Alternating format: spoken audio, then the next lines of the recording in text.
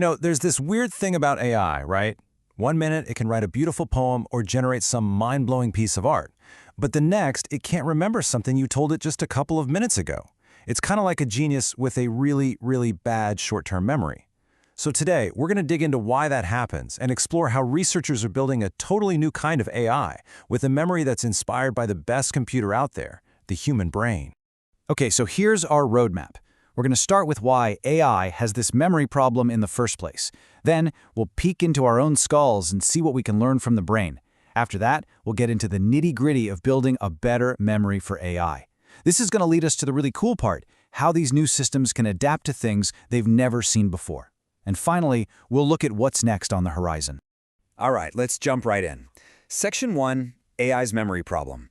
It's time to get to the bottom of why these super smart models can be, well, so forgetful. And this, right here, is the central puzzle. A standard transformer model, the engine behind things like ChatGPT, is absolutely brilliant, but only inside a pretty small conversational bubble. The second you step outside that bubble or ask it to learn something new on the fly, poof, the memory just isn't there.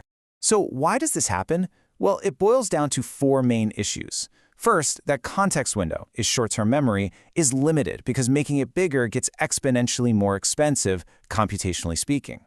Second, its knowledge is basically frozen in time after training. If you try to teach it something new, you risk catastrophic forgetting, which is exactly what it sounds like. The new information just steamrolls the old. And to top it all off, this whole process burns way, way more energy than our own brains do. So this brings us to Section 2, learning from the brain. If you want to build a better memory, why not learn from the absolute best example in the known universe? See, our brains don't just have one giant hard drive for memory. It's this beautiful layered system. You've got sensory memory, which is like a super brief buffer for everything you see and hear. Then there's working memory. That's your mental scratch pad, what you're actively thinking about right now. And finally, you have long-term memory, that massive organized library of your entire life. This whole setup is just incredibly efficient. And what's amazing is that engineers are basically taking this blueprint and translating it into code. The AI's sensory input is handled by what are called feature maps.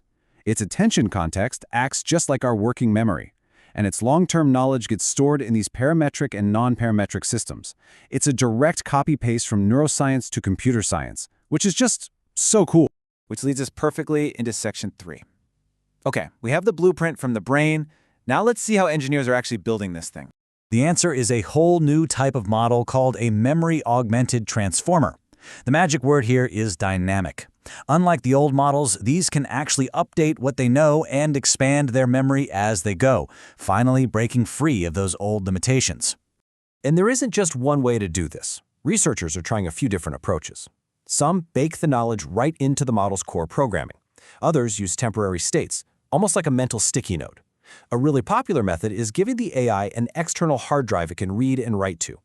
But the most powerful systems, they're hybrids, mixing and matching these strategies, just like the brain does. So this is the whole point. This is the big idea. We're trying to move away from an AI that just has a static, frozen memory of its training data.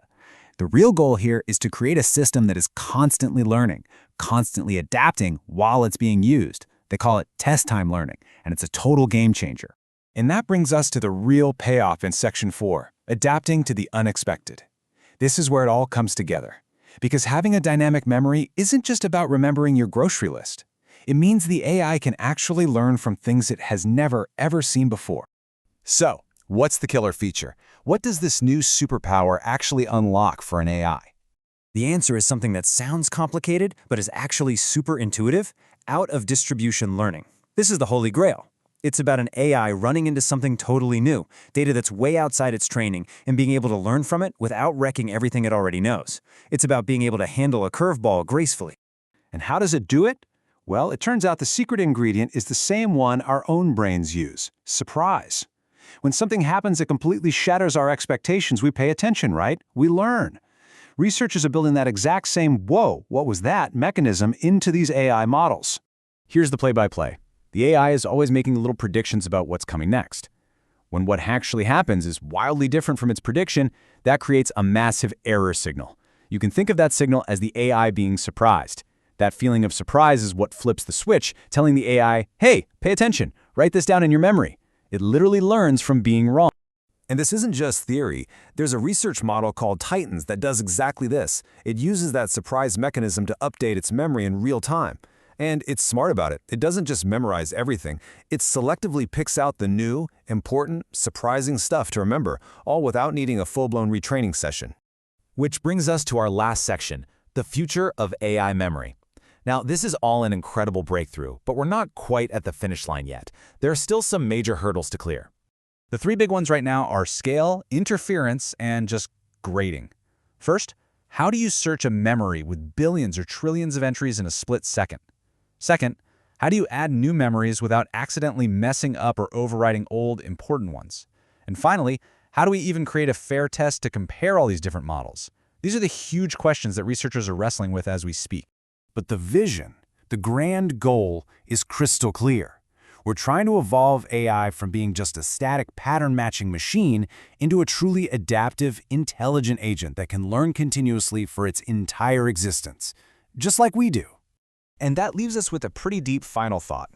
As we get closer and closer to building AIs with memories that are selective, that are adaptive, that can even forget, you have to wonder, what will these new kinds of minds choose to remember?